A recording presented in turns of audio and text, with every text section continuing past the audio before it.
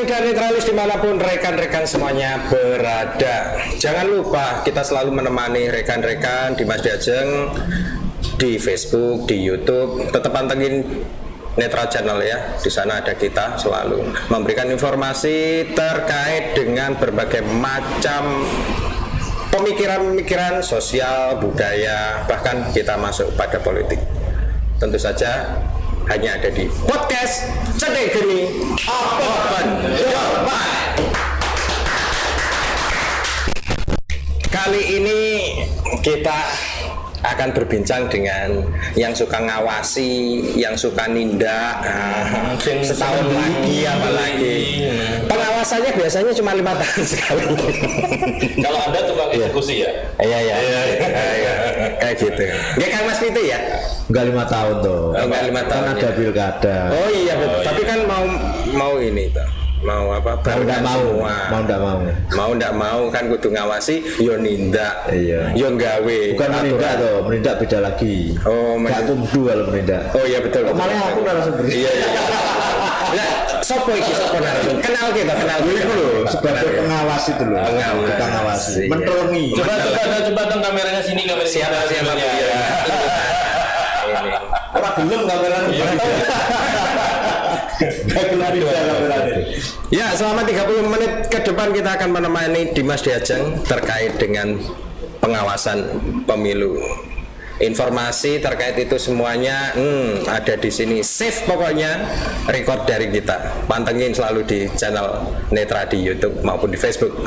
Sinten Kang Mas? Eki. Beliaunya ini. Selamat malam Kang Mas. Jadi selamat malam. Loh lah kok ketoknya kok rada bagaimana begitu? Biasa. Joko gila yang minum sih tadi. Iya. Lagi. Aktivitasnya ini. Ya kalau aktivitasnya ya, alhamdulillah rezekinya juga lancar. Lancar ya. Nggak pernah telat ya? Alhamdulillah. Tapi kita doakan rezekinya banyak, tapi ya kita dulu lah. Ya. Nah, Mas, kita akan berbincang-bincang Kang Mas. Siap. Terkait dengan pemilu, Bawaslu dan lain sebagainya, terkait dengan ya seputaran Tuban lah. Seperti itu, seperti apa Kedepannya gimana sih pengawasan ya. seperti apa? Nah, sebelum kita ngobrol banget nih, ada sesi pantik api ini yang harus Kang Mas lewati terlebih dahulu. Apa itu pantik api, Kang Mas? Papa Bibi ya. Bapak Bibi yang bukan di sini. Jadi pantai api itu adalah pertanyaan 2 kata yang harus dijawab secara cepat dan instan. Tanpa berpikir dan tanpa semoyo Pak, seperti ini. Ya kayak rezeki yang lancar. Iya. Makanya kita doakan lancar, tapi kita dulu kan. Baik Bos, ini akan saya bacakan. Tolong dibaca dijawab cepat banget ini. Yang pertama saya sebutkan, tatanan apa susunan? Susunan. Timbang atau ukur? Ukur. Patuh apa taat? Taat. Empati atau simpati? Empati. Sosialisasi atau konsolidasi? Sosialisasi. Rapat ataukah pertemuan? Rapat. Lihat atau dengar? Lihat. Jujur atau mujur? Jujur. Baik atau benar? Baik. Dan the last but out the least kan gitu. Yang terakhir, berjuang atau berkorban? Berjuang. Orang berkorban. Senengannya susunan. Aku nek susunan ya. Belengin. Saya berjuang, gak mau berkorban, kok egoisme ya. Ngono nih. Iya. Kang Mas. Ya sapa iki sih? Anda dulu dah. Oh ya wes, Kang Mas Peter. Biasanya sembuhkan sing ngono ya. Kita hanya bercanda saja. Tamu kita kali ini adalah Gus Hadi selaku ketua Bawaslu kalau sekarang. Betul. Bawaslu. Masih ketua ya? Masih. Selamanya atau? Ya. Saya juga sih. Sudah berapa tahun? Sudah 15 tahun kayaknya. Ya. 15 tahun. Iya. 17 tahun. 17 tahun. 17 tahun. 17 tahun. Terus yang diawasi itu apa ya? Bawaslu.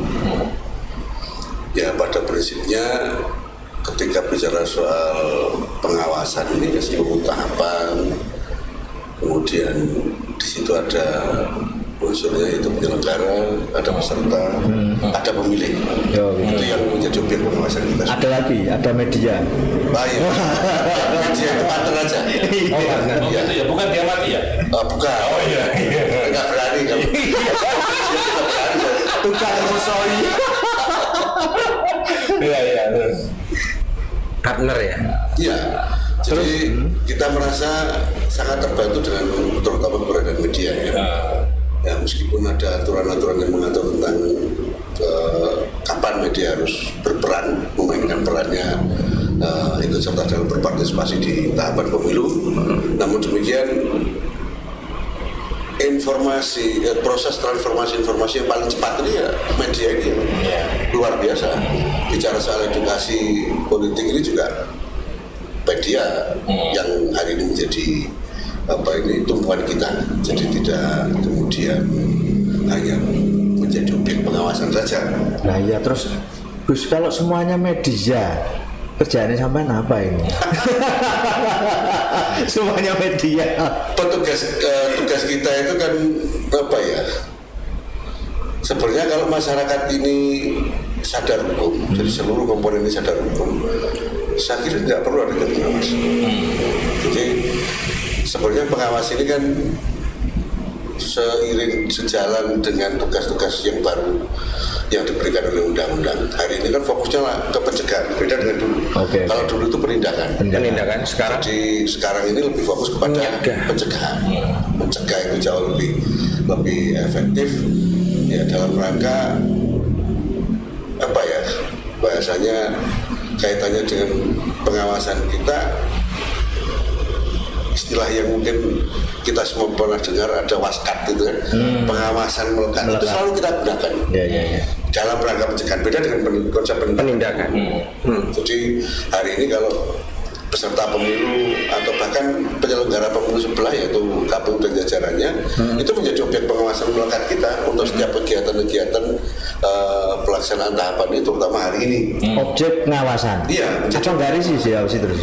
Apa nggak risih diawasi terus? Nah ini sebuah resiko. Nah itu sepanjang siapapun ya bisa meyakinkan bahwa proses ini bisa berjalan dengan baik, bisa sesuai dengan sesuai dengan aturan, kemudian ya taat aturan itu tadi. Mungkin kita akan mengurangi tensi kita untuk melakukan pengawasan. Tapi karena kayaknya ini hal-hal yang terkait dengan pelanggaran pemilu itu semakin hari semakin Banyak. aneh-aneh aja, bukan banyak, Bervariasi. itu iya. contohnya apa Bu? Contohnya? Yang terbaru inilah. Yang ya kita ngomong kaitannya dengan tahapan hari ini, kita menemukan adanya data yang tidak bertuan. Contoh satu KK itu isinya 270 orang, kan ini kan lucu. Satu kakak? Satu KK isinya 270. Oh. Nah, Itu temuan dari mana Gus? itu ada di wilayah kecamatan Kota Tuban. Itu keluarga. Artinya itu database-nya di tetangga sebelah itu ya? Iya. Oh. Nah ini akhirnya kita koordinasi dengan tetangga sebelah dengan KPU dan jajarannya untuk menelusuri keberadaan data itu. Semua komponen kita kerahkan semua. Jadi pengawasan melekatnya tidak hanya satu titik saja atau satu tingkatan saja, tapi semua komponen harus ikut terjun ke Digeruduk berarti. ya. Tindakannya ke depan tuh. Harapannya nanti ketika misalnya 270 pemilih dalam satu KK itu tidak ditemukan, maka konsekuensinya TPS tersebut kan harus dihilangkan. Betul. Jadi administrasinya harus dipenuhi dulu, tidak boleh kemudian berdasarkan pengawasan sesaat begitu jajaran pengawas merekomendasikan untuk dihapus misalnya, terus kemudian dihapus begitu saja, tidak bisa seperti itu. Tetap verifikasinya. Ya harus Nah, membuatkan. yang menjadi pemantau itu apa kok bisa tahu-tahu 200 lebih? Nah ini kita yang sampai saat ini juga masih belum tahu kenapa tiba-tiba ada data yang Data itu ya. luar biasa bentuknya ini. Sakti banget. Nah ini Tapi itu nama itu benar ada ataukah fiktif? nama itu di alamat tersebut tidak ada. Ada ditemukan beberapa itu sudah meninggal. Nah ini kemungkinan ada kesalahan di sistem ini. Penginputan data. Ya, penginputan data juga mungkin bisa. Tapi yang jelas hari ini saya tidak menyalahkan siapa-siapa ya, karena ini masih dalam tahap investigasi untuk kemudian kita proses. Jadi semua komponen sengaja kita kerahkan. Iya Gus, memang enak menyalahkan diri sendiri aja Ya. daripada menyalahkan orang. Biasanya kan satu kakak itu kan ada NIK-nya. Ya betul. Ini kan investigasi Anda berarti kan satu kakak ini kan mesti ngeling ke semuanya kan gitu. Ya betul. Sampai proses saat ini sudah sampai situ atau gimana? Kita sudah melakukan upaya, jadi beberapa TPS di sekitarnya kita sisir, ternyata juga sudah tidak mendetek adanya NIK yang sudah masuk di wilayah sana sama dengan TPS ini. Kalau misalnya itu dimasukkan di seluruh database yang ada di penyelenggara, satu titik ini misalkan tercatat di TPS A gitu ya. Tiba-tiba dia juga tercatat di TPS C atau B dan selanjutnya. Itu pasti akan menunjukkan ganda. Ya. Ini tidak. Tidak ada ganda, indikasi ganda tidak ada. Cuman kok dalam satu kakak gitu ya. Nah ini ada kecurigaan kita, sebagian orang-orang yang tercatat ini sebenarnya sudah meninggal. Namun ini masih butuh pembuktian lebih lanjut. Ya. Tapi ya aneh juga lah. Masa kakak meninggal kabeh. Kakak sampai mengakomodir ada yang meninggal dipakai itu kan berarti kan dia ngikutnya data sudah bertahun-tahun membuat skema seperti itu. Bisa jadi begitu. Ataukah baru kali ini ketahuan gitu atau dulu Sudah ada. ya? Ini diketahui setelah kemarin melakukan pemetaan terkait dengan TPS itu ya, data pemilih ini diambil dari data online yang ada di KPU. Nah, terkait dengan informasi keberadaan yang model seperti ini baru tahun ini kita dapat. Ini hanya di kota, dari 20 kecamatan mungkin ada kebobolan seperti ini? Tidak ada, hanya di satu titik TPS ini. Jadi Artinya ini bisa jadi entah sistemnya yang error atau manusia yang human error. kemungkinan ada di sistem. Kemungkinan ada di sistem.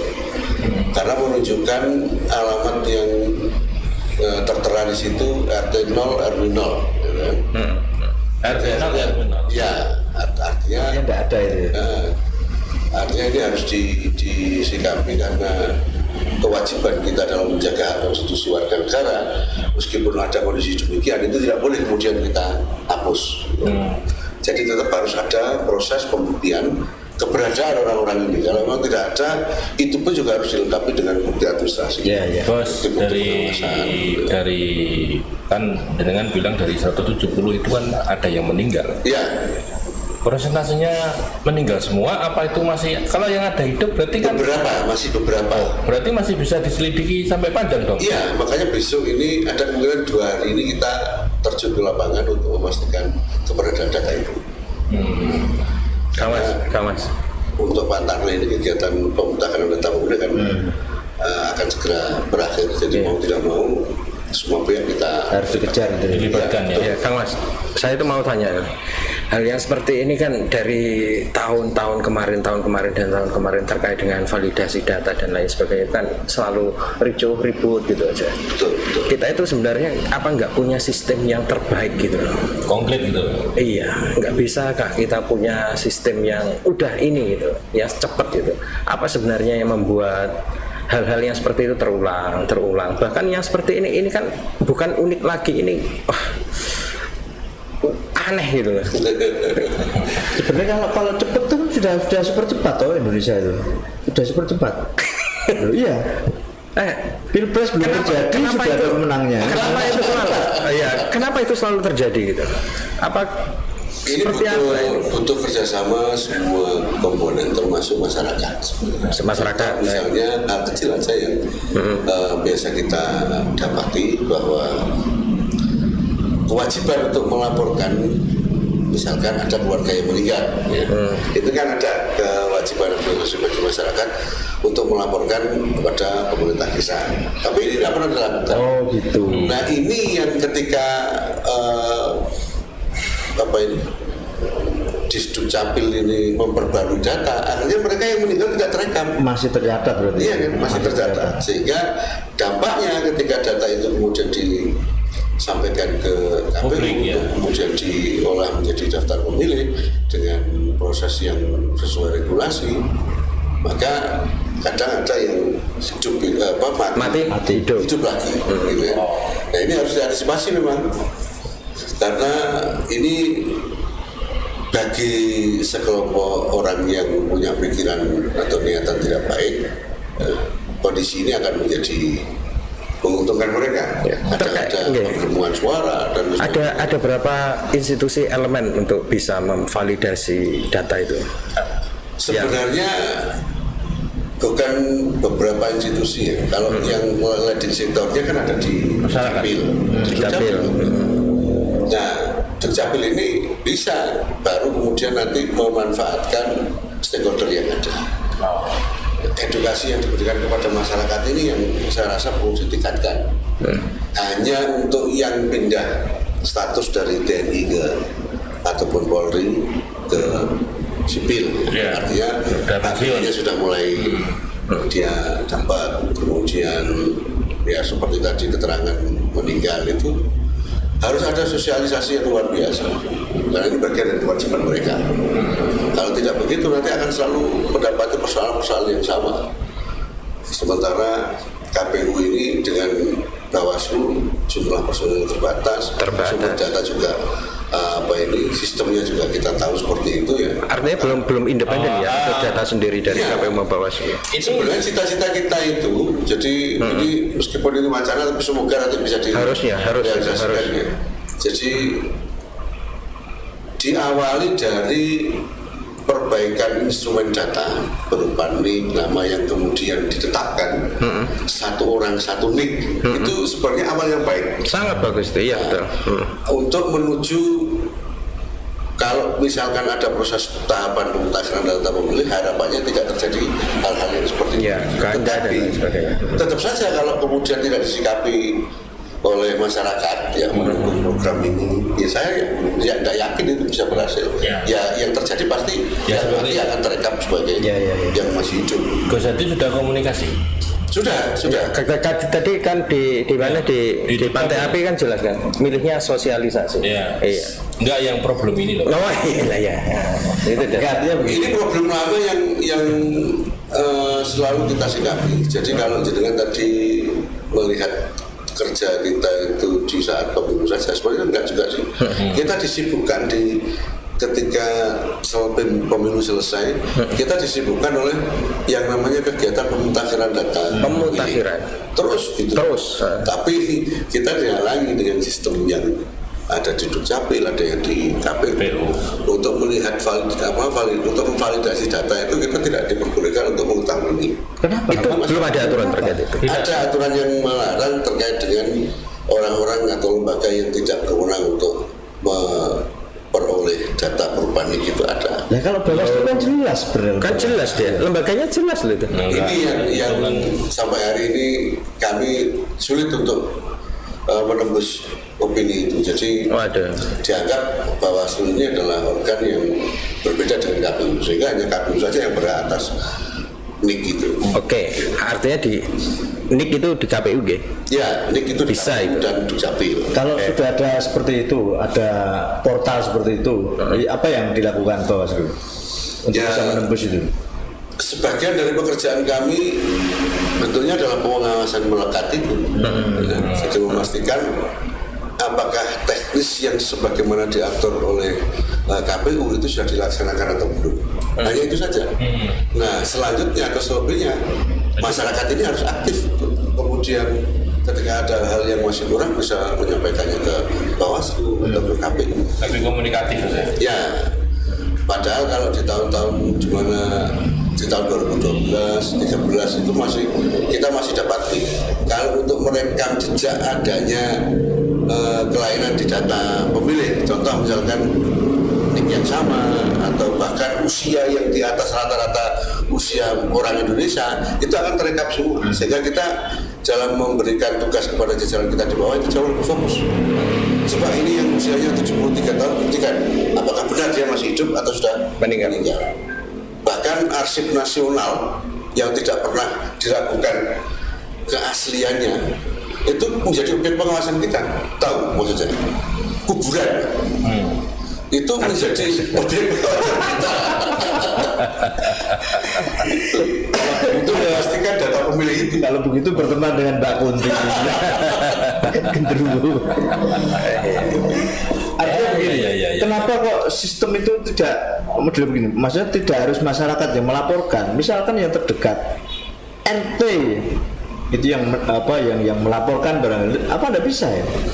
Kenapa harus keluarganya gitu? Barangkali Karena yang menjadi objeknya itu adalah hak masing-masing orang, maka praktis ini yang disentuh adalah orangnya, pribadinya. pribadinya, Lebih ke person, sehingga ya. tidak RT praktis menjadi tidak tahu kalau ada masalah misalkan di data yang dimiliki oleh warganya. Enggak, artinya RT yang melaporkan meninggal misalkan. Oh, warga saya meninggal gitu, saya laporkan gitu. Bisa jadi seperti itu sebetulnya ya. Harusnya seperti itu. Harus ada solusi yang tepat lah untuk menjawab semua ini. Biasanya kan larinya kalau ke RT kan ujung-ujungnya kan sosialisasi kepala desa dulu biasa. Betul. Nah makanya solusinya kan berarti ini tadi. Sosialisasi. Enggak solusi terkait meninggal tadi loh. Nah, betul. Kepala desa. Ya ketika ada yang meninggal itu Harus lapor. janganlah masyarakat yang ini. Apa namanya birokrat yang paling bawah gitu loh. Tapi kebanyakan itu ya itu kita ini kan hanya wacana ya. Untuk melaporkan seperti itu sudah hang Pak, sudah lupa. Betul. Kebanyakan seperti itu. Nah, begini opo gitu juga. Kan ada yang seperti itu juga toh. Kecuali kalau punya tunggaan biasanya itu baru dilaporkan. Ini mau diperlakukan seperti ketika ada bayi lahir harus punya akte. Bisa juga gitu loh. Ya, ketika dia sudah mati dia mau diapain? Iya. Makan, dapat pekerjaan, dapat apa gitu. Mau ditanggung dewe-dewe. Selain ada NIK yang tadi kakak yang kayak gitu, ada lagi nggak Kang Mas yang aneh-aneh ya? Ada yang Terkait tidak dengan sesuai pengawasan. dengan data instrumen data yang lain. Contoh misalkan NIK-nya itu akan memuat tentang kewilayahan, kemudian tanggal lahirnya. Itu ada yang tanggal lahirnya nggak sesuai. Ada ya. Ada. Tapi saya pikir selama ini tidak mengundang masalah, contoh misalkan terjadi gandar, ya identitas itu milik orang lain, itu tidak masalah. Itu tidak masalah. Lagian dengan kebijakan satu NIK satu orang itu setelah dikeluarkan, kebijakan itu melakukan pembetulan terhadap NIK itu juga susahnya luar biasa. Betul. Akhirnya ya salah ya wis itu aja ya. Oke. Dimiliki gitu aja. Iya. Itu salah satu bentuk pencegahan, Betul.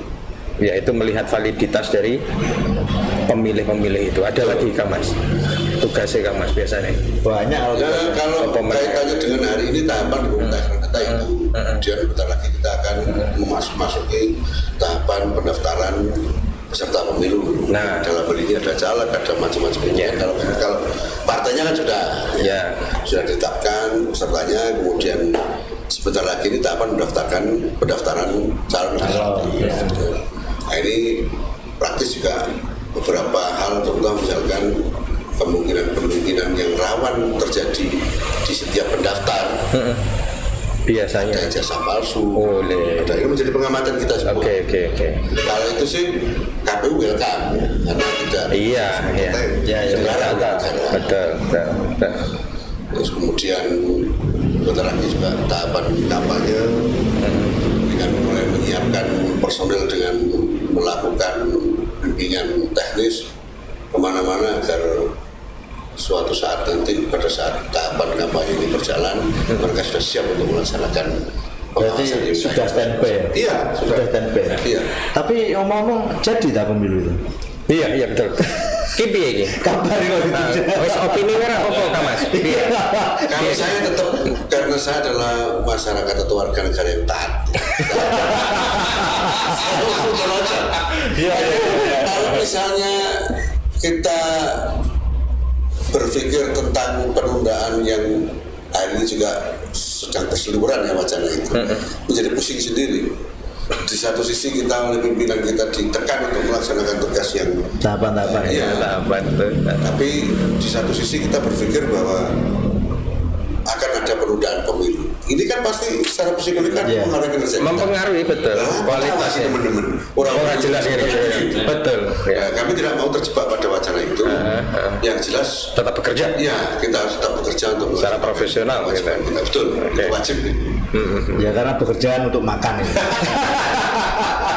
Kecuali memang nanti ada keputusan dari pemerintah secara resmi yang melakukan penundaan ya, maka kita baru akan memutuskan. Selama belum ada keputusan resmi perihal itu, maka kita akan tetap melaksanakan tugas kita.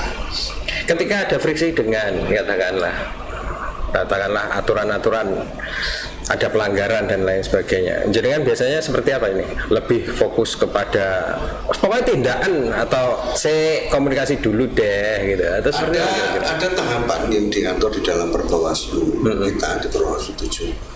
Itu tidak kemudian setiap perkara atau setiap temuan atau pelanggaran yang bersumber dari laporan maupun temuan itu langsung kita sikapi dengan keras jadi ada tahapan-tahapan yang harus kita lakukan. Contoh misalkan untuk kegiatan administrasi ketika kita menemukan adanya pelanggaran di tahapan pemutahiran data pemilih misalnya, nah ini kita akan melakukan kajian kemudian memberikan saran perbaikan sebelum masuk pada tindak lanjut. Saran. Jadi ada saran perbaikan yang kita berikan kepada misalkan kalau di jajaran kita yang ramai kemarin itu kan Pantarle itu. Yeah. Ada Pantarle yang tidak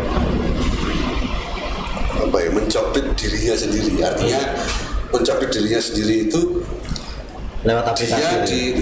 Dia alamatnya di TPSA, tapi dia ditugaskan di TPS B. Tidak boleh. Dia harus bertugas di TPS-nya dia sendiri, tempat dia tinggal. Gitu. TPS tempat. Ya, TPS tempat. Nah ini menjadi objek pengawasan kita. Kemudian kita berikan saran perbaikan. Alhamdulillah pihak KPU, jajaran KPU ini sudah menindaklanjuti sehingga perlu pindah, digeser, sehingga sudah sesuai dengan aturan lagi. Bahwa Pantarle itu tinggal di TPS yang dia coba. Kalau sampai sanksi, Kalau sampai sanksi ya kita biasanya menyampaikan rekomendasi copot tulang. Itu bagi mereka yang Pantarle yang punya tanggung jawab untuk melakukan coklit di setiap rumah ternyata hanya dilakukan di atas meja, sehingga beberapa indikatornya adalah ada stiker yang tidak tertempel. Itu biasanya Pantarle melakukan coklit di atas meja saja. Nah itu langsung kita rekomendasi untuk coklit ulang, langsung dengan pengawasan melekat tadi sampai selesai. Itu jadi ada tindakan konkret untuk setiap penanganan pelanggaran yang kita tangani. Tapi kok masih ada ya tiap-tiap pemilu gitu pasti pelanggaran yang inilah alamatnya nggak jelas. Ya, kalau nggak dilanggar nggak perlu diawasi. Ini yang menjadi motivasi apa pengawas itu harus selalu ada. Maka jangan keliru kalau pemilu itu tanpa pengawas maka tidak bisa dilaksanakan. Terus Saya melihat sistem aja bisa bobol kayak gitu. Barangkali bagaimana dulu gitu loh sebelum ada sistem kayak gini manual. terus kayak Nah, ya berarti penggelembungan suara itu bukan isu aja loh. Bukan isu. terjadi lama. Maka ini yang tadi solusinya sebenarnya itu tadi kalau tidak masyarakat yang aktif, ada bagian dari masyarakat di RT yang melaporkan warganya sehingga update tentang kependudukan itu selalu Tervalidasi ya. Terus selama 17 tahun di mana? Saya mau tanya hal tersulitnya Anda dulu di mana? Saya ini punya motivasi kenapa berada di lembaga ini. Yang pertama sejak kejadian di tahun 2006 terjadi tindakan anarkis itu sekelompok masyarakat yang tidak terima hasil. Itu menjadikan penyelenggara pemilu ini sepertinya tidak dipercaya oleh masyarakat. Nah, saya tertantang untuk mengembalikan kepercayaan marwah itu terhadap penyelenggara pemilu. dan alhamdulillah itu kita rasakan sampai dengan hari ini. Ya, harapan saya memang di jajaran saya sendiri, saya berharap semuanya bisa menjaga apa yang hari ini sudah diberikan masyarakat. Jadi kalau ini bisa diukur ya beberapa kali dari hasil pemilu antara KPU dengan Bawaslu, ini mohon maaf. Jadi hampir-hampir KPU itu merujuk kepada hasil yang miliknya Bawaslu. Oh gitu. Iya, jadi rujukan KPU.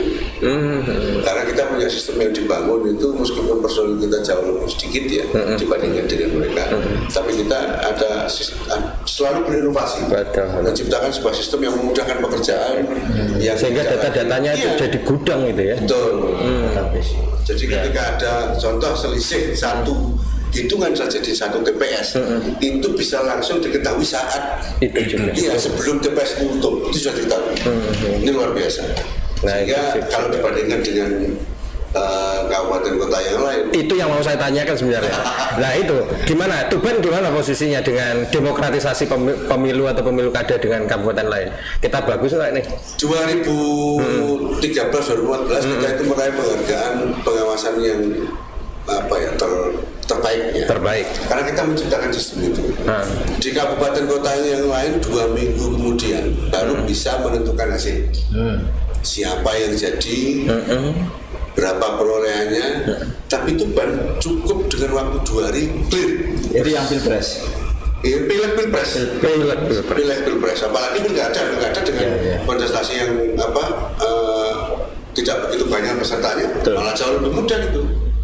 Dan itu selalu kita gunakan. Jadi menyederhanakan pekerjaan itu bukan berarti kita meninggalkan beberapa poin. Justru malah aplikasi itu akan membantu kita untuk membantu meningkatkan kualitas kajian kita. Contoh terkait dengan Niganda, kalau kita peloroti satu persatu data itu mau kapan selesai?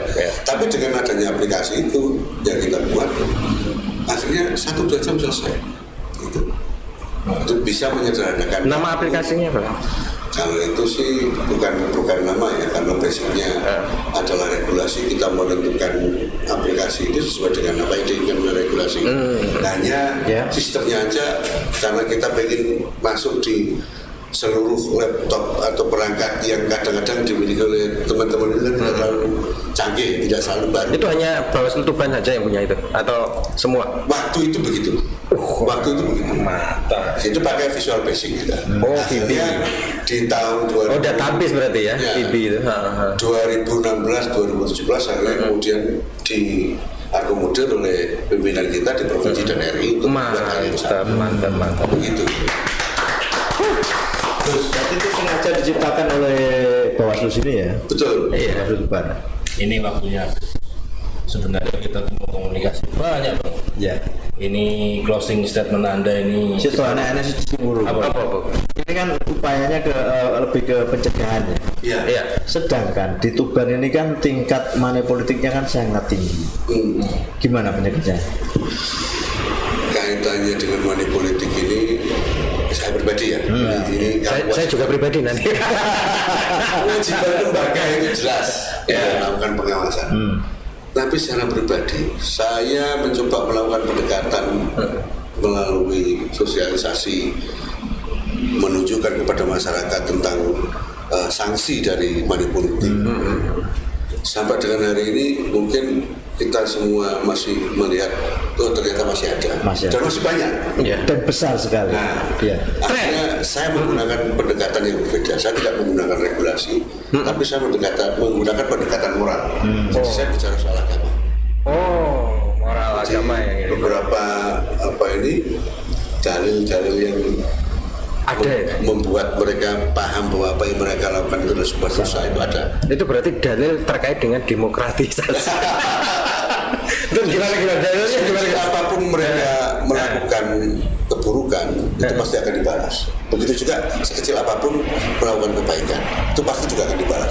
Nah, money politik ini kan kalau kita mau mengharamkan polanya ini kadang-kadang hanya sekedar orang memberikan sesuatu tanpa mengajak. Nah, bahasa agama kita itu adalah sedekah. Tapi bahasa politik kita itu adalah money politik. Money politik. Jadi susah. Iya. Yang mana yang ini? Nah, maka saya berikan pengertian, kabeh itu tergantung niati. Kalau memang pesertanya niat seperti itu, masyarakatnya menolak, saya yakin tidak akan pernah ada dosa yang kemudian berakibat ada diberikan pimpinan yang dolim. Nah, tapi karena ini meskipun dosanya agak baik, dosa cilik lah. Tapi kalau sak kampung ini melakukan semua, ya itu.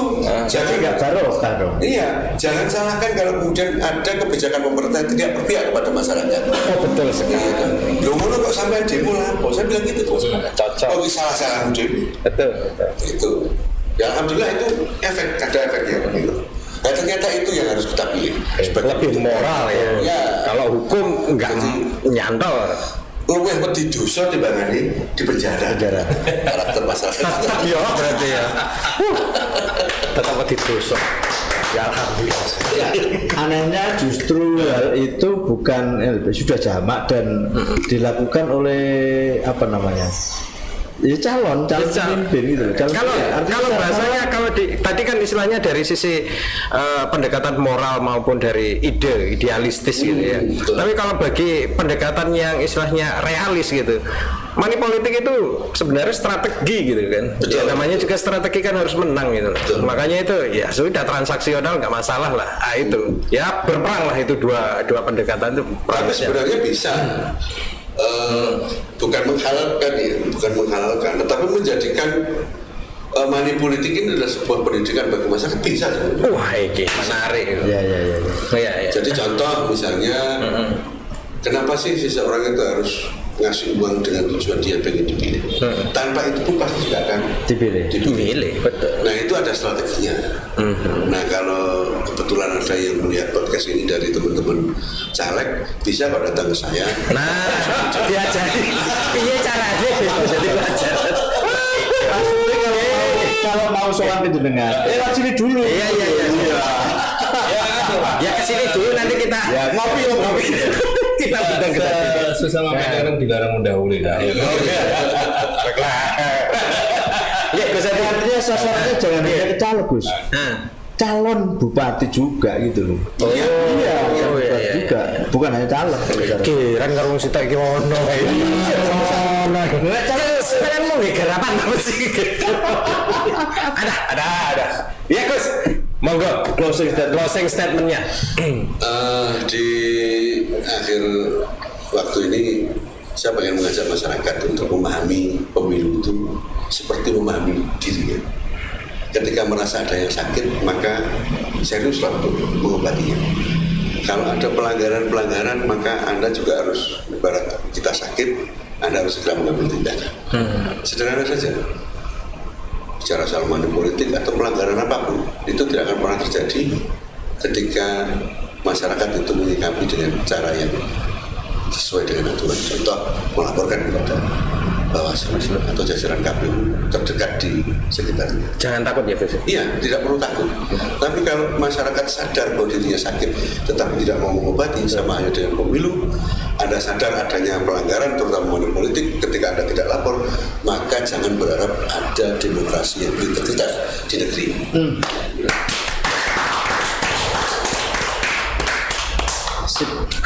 Baik.